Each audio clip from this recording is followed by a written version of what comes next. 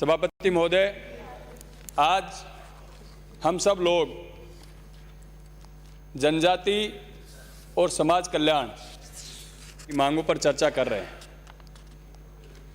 सभापति महोदय, जनजाति का तो खैर हमारे यहाँ कोई ज़्यादा बाहुल्य नहीं है, लेकिन समाज कल्याण पे मैं मेरे विचार इस सदन में रखना चाहूँगा। और पिछले साल भी जब ये डिमांड आई थी, मैंने मेरी बात रखी थी कि ये विभाग, वैसे तो हम इसको हल्के में लेते हैं, बात सही है, लेकिन इतना महत्वपूर्ण विभाग है कि गांव के अंतिम छोर पे बैठा हुआ व्यक्ति, जिसकी सुध लेने वाला कोई नहीं है, उसकी सुध लेने वाला ही विभाग है। सभापति महोदय, सबसे पहले मैं इस बजट में जो घोषणा हुई, जो मेरे मन में एक विचार था, मैंने कई जगह उसको शेयर भी किया कि हमारे जो दिव्यांग, विधवा, जो समाज में पीड़ित हैं, जो भगवान के घर से भी पीड़ित होकर के आए हैं, उनके कल्याण की योजना हम सब लोगों को मिला बनानी चाहिए। सभापति महोदय, एक विधवा महिला जिसके 2-3 बच्चे हों, कम जमीन हो, बिना मकान हो, किस तरीके से अपने बच्चों का लालन पालन करती है, उसकी दशा वो खुद ही जानती है। अभी इस बजट में माननीय मुख्यमंत्री महोदय ने पैरा नंबर 118 में घोषणा की है, और जो बहुत ही स्वागत योग्य है कि विशेष योग्यजन जो वर्तमान में सामाजिक सुरक्षा पेंशन योजना का लाभ ले रहे हैं, उनको बीपीएल के समकक्ष माना जाएगा। बहुत ही स्वागत योग्य बात है। सभापति महोदय, मैंने पिछली बार मांग भी की थी कि जो विकलांग हो, जो विधवा हो, उसको बीपीएल का दर्जा देना चाहिए, क्योंकि उससे भगवान भी रूठ गया तो कम से कम सरकार को उससे नहीं रूठना चाहिए। ये बड़ा स्वागत योग्य कदम है। और मैं माननीय मंत्री महोदय बैठे हैं, आपसे निवेदन करना चाहूंगा कि इन परिवारों को बीपीएल में शामिल कराना चाहिए। समकक्ष मानने की बजाय इन परिवारों को बीपीएल में शामिल कराना चाहिए, ताकि अपने परिवार का और अपने खुद का लालन पालन कर सके। सभापति महोदय, कई परिवारों में हम लोग जाते हैं, हम राजनीतिक व्यक्ति हैं, कहीं बैठक में जाते हैं, कोई डेथ पे जाते हैं, ऐसे ऐसे परिवार देखते हैं जो विकलांग होते हैं, जो विडो भी बीमार होती है, 2-2, 3-3 बच्चे होते हैं, कमाने वाला घर में कोई नहीं होता है। उस परिवार में वो कैसे लालन पालन अपने बच्चों का करती है, वो हम सब लोगों के लिए सोचने की बात। सभापति महोदय, मैं आपके माध्यम से मांग करना चाहूंगा कि आज जो महंगाई का युग है, अभी 18 से 55 साल की विधवा को 500 रुपये पेंशन मिलती है। 500 रुपये में 1 क्विंटल गेहूं भी नहीं आता। सभापति महोदय, मैं मांग करना चाहूंगा आपके माध्यम से, सदन के माध्यम से, कि इन विधवाओं की पेंशन बढ़ाई जाए। सभापति महोदय, इसके अलावा पालनहार में 1000 रुपये एक बच्चे का मिलता है। 3 बच्चों, अगर अधिकतम 3 बच्चों का पैसा मिलता है। सभापति महोदय, बहुत दयनीय हालात होती है विधवा की। सरकार को संज्ञान लेना चाहिए इस बारे में कि इन गरीबों का ध्यान रखते हुए पालनहार योजना का पैसा बढ़ाना चाहिए। आज हमारी सैलरी हर महीने में 1 तारीख को आ जाती, और पालनहार का पैसा 7-7, 8-8 महीने तक उनके खाते में नहीं जाता। यह हम सब लोगों के लिए सोचने की बात है कि पालनहार का पैसा इतना कम है, और कम होने के बाद भी वो 7-7, 8-8 महीने तक अगर उन परिवारों को नहीं मिलता है, तो उन परिवारों का जीवन यापन कैसे होता होगा। सभापति महोदय, ये बड़ी सोचनीय बात। इसके अलावा जो विकलांग भाई बहन हैं, उनके हालात बहुत खराब हैं। उनसे भगवान भी रूठता है, उनसे परिवार भी उनको बहुत ज़्यादा सहारा नहीं मिलता है, उनके कोई रिश्तेदार भी बहुत ज़्यादा प्यार प्रेम उनसे नहीं करते, ना उनके कोई बहुत यार दोस्त होते हैं।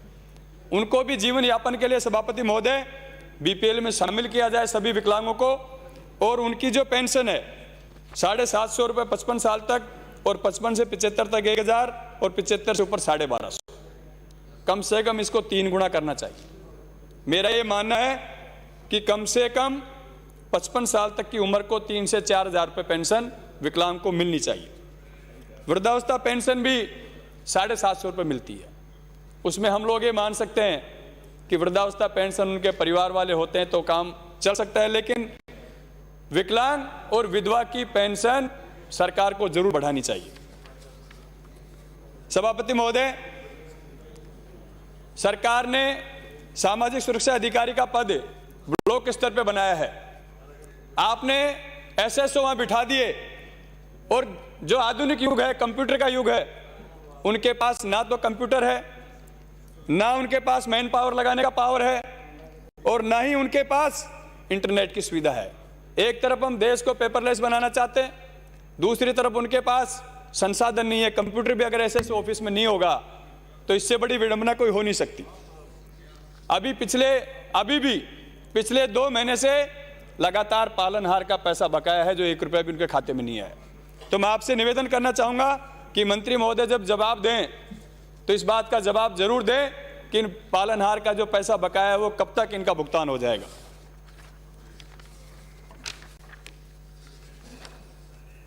सभापति महोदय, मैंने जब विधानसभा चुनाव जीता और जीतने के बाद मैंने एमएलए कोटे का एक प्रोस्पेक्ट मंगवाया कि उसमें हम लोग क्या क्या दे सकते हैं। उसमें एक प्रपोजल था कि विकलांगों को स्कूटी देने का भी प्रावधान था, और मुझे लगा कि समाज के सबसे पिछड़े हुए तबके का व्यक्ति जिसकी कोई सुध लेने वाला नहीं है, तो 2 महीने तक अगर घर बैठा रहे तो उसको कोई पूछने वाला नहीं है तो घूमने के लिए बाजार भी जा सकता है क्या। और मैंने मेरे विधायक कोटे की शुरुआत इन दिव्यांग भाइयों को स्कूटी देने से शुरू की, और इस बात के लिए मुझे खुशी है। मैं धन्यवाद देता हूं मुख्यमंत्री महोदय को कि इस बजट में उन्होंने 2000 स्कूटी विकलांगों को देने का प्रावधान किया है। मैं मांग करना चाहता हूं आपके माध्यम से कि आपका विभाग, समाज कल्याण विभाग भी इस योजना में शामिल हो, और 2000 स्कूटी की बजाय हर विधानसभा वाइज कम से कम 50 स्कूटी देने का प्रावधान करें। और मैं इस बात का भी प्रस्ताव करता हूं कि अगर स्कूटी में पैसा आपको, तो हमारे एमएलए कोटे से भी मैं आधा पैसा देने को तैयार हूं। मैं मेरे विधायक कोटे से आधा पैसा देने को तैयार हूं कि आधा पैसा सरकार या विभाग दे और आधा पैसा हम लोग विधायक कोटे से देने को तैयार हैं। सभापति महोदय, मैंने 50 स्कूटियां दी मेरे विधायक कोटे से, और जिस दिन स्कूटी वितरण करने में गया, आप देखते उन चेहरों पर कितनी खुशी थी। शायद जन्म लेने के बाद कभी उन चेहरों पे इतनी खुशी नहीं आई जितनी खुशी उन लोगों को, जिन 50 लोगों की स्कूटी मिली, इतनी शानदार खुशी उन चेहरों पे थी। उसके बाद 25 स्कूटी की स्वीकृति मैंने और निकाली, लेकिन यह बड़ी विडंबना है कि समाज कल्याण विभाग और जिला परिषद में समन्वय नहीं होने के कारण पिछले 1-1 साल से वो स्वीकृतियां अटकी पड़ी है। मैं कभी आपके डिप्टी डायरेक्टर को फोन करता हूं, कभी जिला परिषद वालों को फोन करता हूं, लेकिन अभी भी 48 स्कूटी की स्वीकृतियां अभी अटकी पड़ी है। तो आप अपने विभाग को इस बारे में निर्देश दें कि तुरंत प्रभाव से हमारे जयपुर जिले की जो स्कूटियों का काम अटका पड़ा उनको तुरंत प्रभाव से दिलाने का काम करें। और मेरे देने के बाद मुझे खुशी इस बात की कि एक जागरूकता आई। शाहपुरा में आलोक बेनीवाल जी ने भी दी, अभी सतीश पूनिया जी ने भी शायद सैंक्शन निकाली है, तो ये अच्छी बात है। क्या हर विधानसभा वाइज टीकाराम जी भाई साहब ने भी दी है। तो सब लोग इस बात पे मैं निवेदन करना चाहूंगा इस सदन में कि इस बात पे हम लोगों को ध्यान देना चाहिए कि जिनकी सुध लेने वाला कोई नहीं है उनकी सुध हम लोगों को लेनी चाहिए। आप देखिए, जिसको एक स्कूटी देते हो, जब तक 5 साल 10 साल तक उस स्कूटी पे घूमेगा, आपके गुणगान करता हुआ, सरकार के गुणगान करता हुआ घूमेगा। जो मुख्यमंत्री महोदय ने 2000 स्कूटी देने का वादा किया है बजट में, जिस व्यक्ति को स्कूटी मिलेगी पूरे 3, 4, 5 साल तक वो सरकार के गुणगान करेगा। मैं मांग करता हूं आपसे कि बजट में इन स्कूटियों को बढ़ाया जाए, और विधायक कोटे का आधा पैसा भी अगर आप इसमें प्रावधान कर सको तो हम सब लोग इस बात के लिए तैयार हैं कि विधायक कोटे का पैसा देके स्कूटियां बढ़ाई जाएं। सभापति महोदय, हमारे एमबीसी के 200 करोड़ का पैकेज माननीय मुख्यमंत्री महोदय ने बजट घोषणा में किया है। मैं इसके लिए धन्यवाद देता हूं उनको कि 3 एमबीसी के छात्रावासों के निर्माण की भी उन्होंने घोषणा की है। लेकिन इसके साथ साथ पिछले बजट में जयपुर में एमबीसी का छात्रावास बनाने की घोषणा हुई थी, जिसकी जगह चिन्हित अभी नहीं हो पाई है। तो मैं माननीय मंत्री महोदय से निवेदन करना चाहूंगा कि वो जो बजट घोषणा थी, माननीय मुख्यमंत्री महोदय ने पैसा भी उसमें घोषणा किया, उसको जल्दी से जल्दी मानसरोवर या इसके आसपास में, क्योंकि एजुकेशन का हब यही एरिया है, इस एरिया में एमबीसी को जमीन अलॉट करके और जल्दी से जल्दी एमबीसी का हॉस्टल बनाने की आप स्वीकृति दिलाएं, ताकि पूरा समाज, पूरा एमबीसी वर्ग आप लोगों को धन्यवाद देगा। सभापति महोदय, अभी 7 अंबेडकर छात्रावास बनाने की मुख्यमंत्री महोदय ने घोषणा की है बजट में। मैं आपके माध्यम से मेरे विधानसभा क्षेत्र विराटनगर में एक अंबेडकर छात्रावास की मांग करता हूं, क्योंकि काफ़ी संख्या में दलित समाज के लोग हमारे वहाँ रहते हैं, 36 कौम के लोग रहते हैं। सब लोगों की मांग भी है कि विराटनगर में अंबेडकर छात्रावास होना चाहिए। कॉलेज भी है, स्कूल भी है, कोचिंग इंस्टीट्यूट भी हैं, कि एक छात्रावास वहाँ पे बने।